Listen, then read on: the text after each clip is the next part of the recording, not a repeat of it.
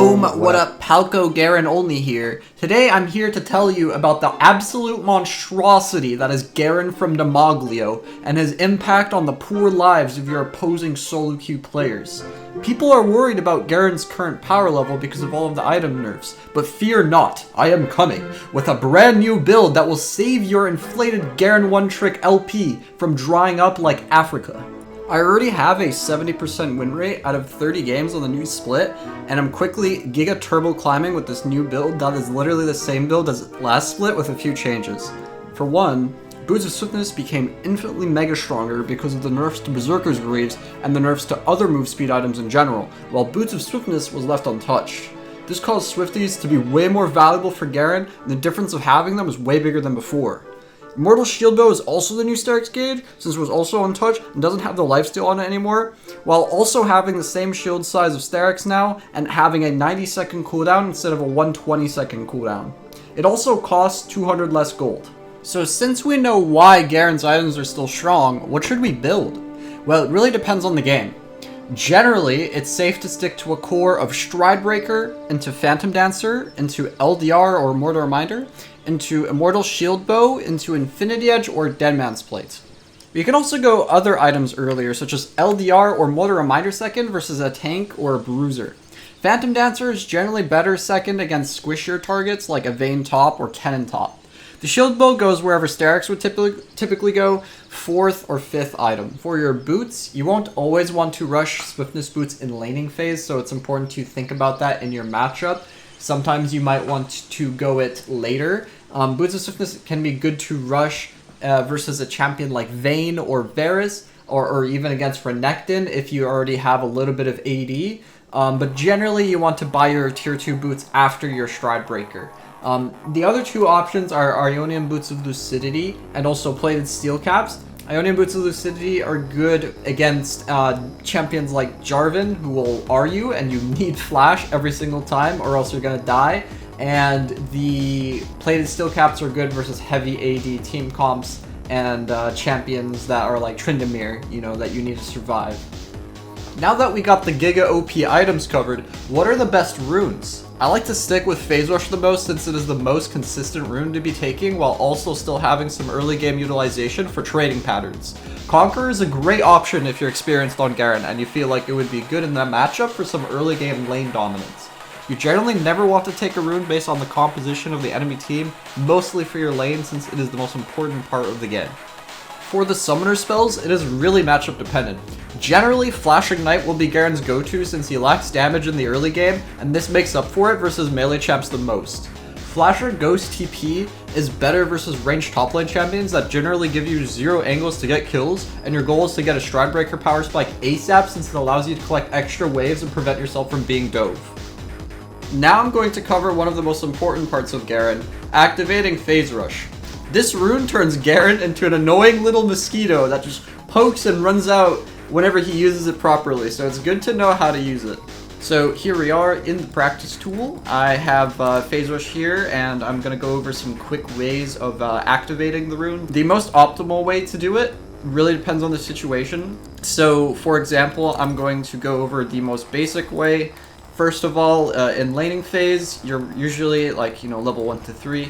You're only going to be able to do this. So let's say level 1, you would probably do this, auto Q, auto, and then just run away. So maybe there's a matchup like, I don't know, Darius, you might want to try that out, although I do think W starts better versus him. That is one way of doing it. You could also do Q, E, and Tiamat. That's also another option. Another option is also auto QE. So you can do it like this. You can walk up and just do auto QE and then use the last spin to get out of there. This is particularly effective with Qmax. When you Qmax, your E doesn't really do much damage. So it becomes a lot better to just do an auto Q, and then on the last spin at the end, I actually touched the dummy at the end with my spin. So yeah, those are the most common ways. You can also do it with Stridebreaker, of course. So you can just do it like this, and then boom. And it's really effective with Stridebreaker because Stridebreaker also gives you move speed when you use the active.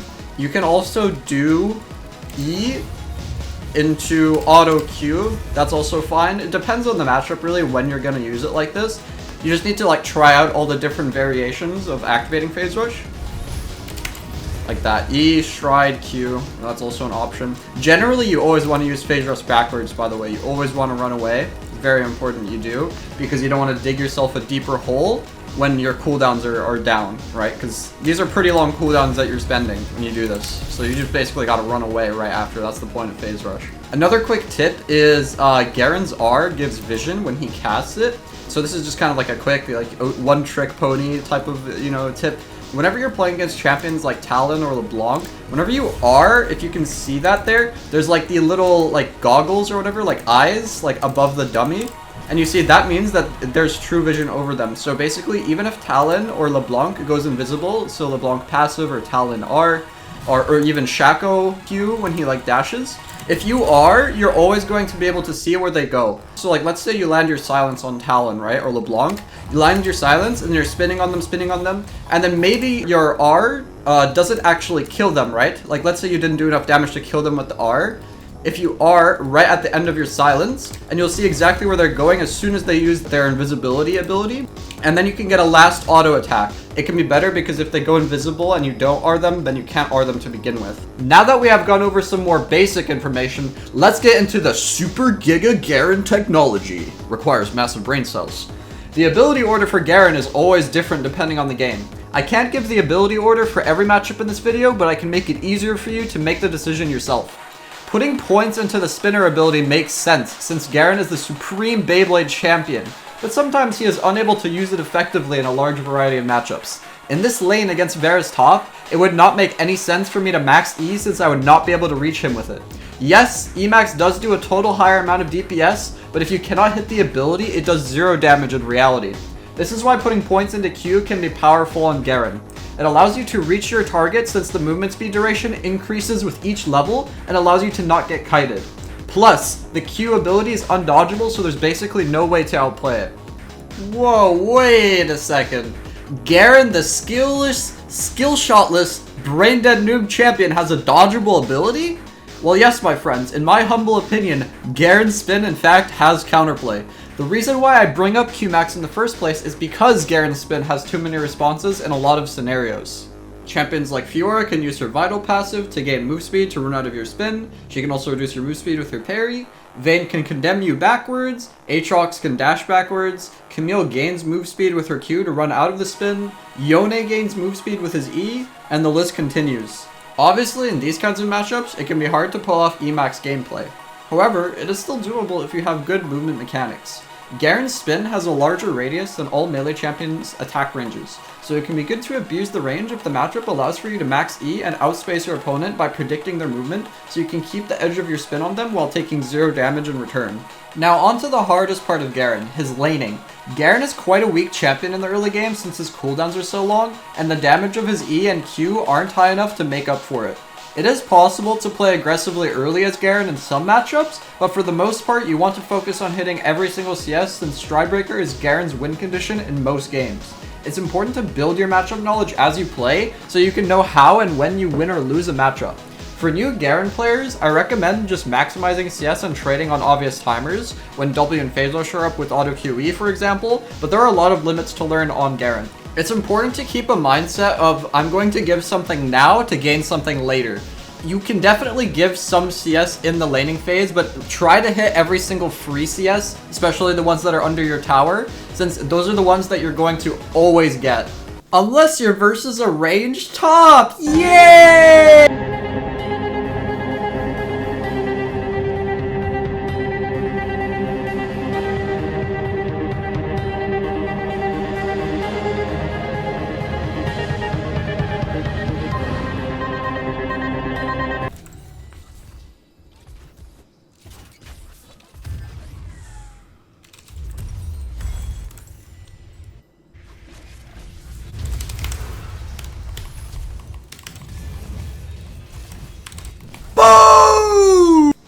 Okay, sorry for my cope session.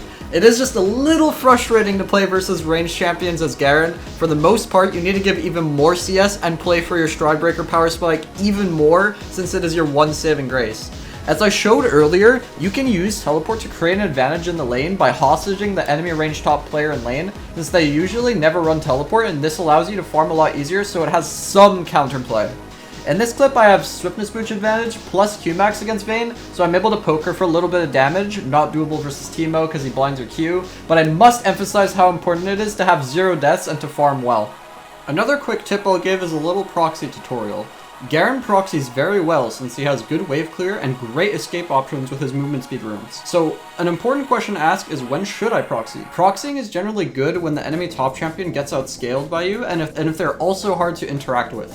This means that it can be favorable to collect every wave without being contested since you get to clear it behind their tower before they can do anything to you. You can cause a proxy opportunity to happen by crashing a big wave under your opponent's tower, then when they're busy clearing it, you wrap around their tower and then press E on the wave. This can give you an extra tempo advantage to recall, steal a jungle camp if you have the damage, or even roam into the enemy jungle and kill them, or even roam mid. You're up a wave in tempo, so you won't lose any minions for this if you time it well. Now that we've passed the laning phase and at least survived, or maybe have even gotten a lead, what's next? My favorite way to play Garen mid-game is to split push. In solo queue, it's best to do something that works in nearly every game and only depends on yourself since a 5v5 scenario is way harder to pull off because Garen can only go in if his team goes first. So here's what you need to think about when you want to split push. Where's the next objective starting? And which objective will the enemy team prioritize? The next objective that's up on the map currently right now is Baron. Dragon's already been taken and it's going to be down for another 2 minutes, so I'm just going to be sitting bot and pressuring bot and threatening an end on the bot lane towers on the Nexus, while the enemy Lux has to match me and the enemy team has to hover the Lux so that she doesn't get dove under the tower.